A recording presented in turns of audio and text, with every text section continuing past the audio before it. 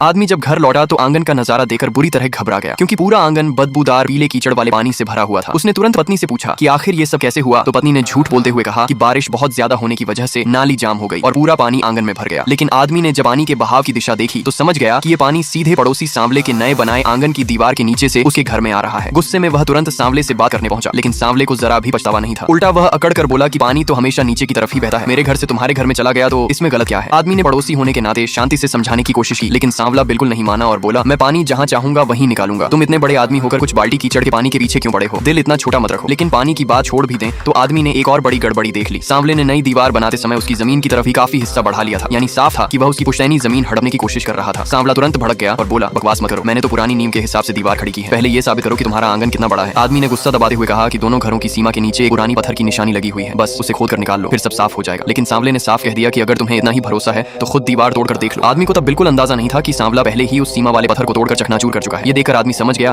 कि पड़ोसी ने उसकी जमीन हड़पने की पूरी तैयारी कर रखी है। उसने मन ही मन कहा, तुमने सोचा होगा कि सीधा सादा आदमी हूँ इसलिए चुपचाप सब सह लूंगा, लेकिन अब अगर तुमने मेरी जमीन निगली है तो ये दीवार मैं जरूर तोड़वाऊंगा। अगले ही दिन सुबह आदमी जमीन के कागजात लेकर गांव के प्रधान रमेश के पास पहुंचा। पूरी बात सुनने के बाद प्रधान को समझ आ गया कि यह कोई साधारण पड़ोसी विवाद नहीं बल्कि जमीन के अधिकार का गंभीर मामला है। वह तुरंत फीता लेकर मौके पर पहुंचा और जमीन की नाप शुरू कर दी। नापने के बाद पता चला कि सांवले की बनाई दीवार सच में आदमी की जमीन में कम से कम 50 सेंटीमीटर अंदर तक बनी हुई थी। प्रधान ने तुरंत सांवले को बुलाकर पूछा कि ये दीवार इतनी अंदर कैसे आ गई, लेकिन सांवला फिर भी अपनी बात पर अड़ा रहा और बोला कि फीते से की गई नाप सही नहीं है। जब तक आदमी पूरा सीमा प्रमाण नहीं दिखाएगा तब तक कोई भी उसकी दीवार को हाथ नहीं लगाएगा। गांव के अधिकारियों के सामने भी जब सांवला पीछे हटने को तैयार नहीं हुआ तो आदमी ने हार नहीं मानी। वह सीधे शहर गया और 6 महीने बाहर मजदूरी करके कमाए, अपने खून पसीने के पैसे और जमीन के कागजात लेकर एक प्रोफेशनल सर्वे कंपनी को बुला लाया। कुछ ही समय बाद विशेषज्ञों की पूरी टीम अत्याधुनिक मशीनों और सटीक नापने वाले उपकरणों के साथ गांव पहुंच गई। टीम को देखकर सांवले के होश उड़ गए। इसके बाद जमीन की बेहद सटीक नाप शुरू हुई और आखिरकार असली सच सामने आ गया। जांच में पता चला कि सांवले ने आदमी की जमीन पर सिर्फ 50 सेंटीमीटर ही कब्जा नहीं किया था, बल्कि असल में कब्जे की जगह उससे भी कहीं ज्यादा थी। लाइक सब्सक्राइब कर देना, भगवान आपको बहुत खुशी देगा।